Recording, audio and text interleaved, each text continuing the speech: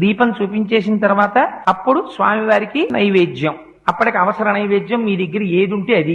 ఒకవేళ ఏదీ లేదనుకోండి, బాగా జ్ఞాపకం పెట్టుకోండి ఒక విషయాన్ని. మీరు రాత్రి ఓ అరడజన అరటిపళ్ళు తెచ్చుకుని అందులో 2 తినేశారనుకోండి, మిగిలిన 4లో ఒక పండు నైవేద్యం పెట్టకూడదు, ఉచ్చిష్టం అవుతుంది. ఎంగిలి నైవేద్యం పెట్టకండి. అదేంటంటే ఆ 4ని తినలేదు కదా అంటే కుదరదు. ఒకే అంచుకు వేలాడుతున్నటువంటి పళ్ళలో కొన్నిటిని మీరు తిని కొన్నిటిని నివేదన చేయడానికి వీలు లేదు. కానీ ఒక అరడజన అరటిపళ్ళు తెచ్చి 2 తుంపి పూజ గదిలో పెట్టి 4 పళ్ళు మీరు తింటే దోషం లేదు.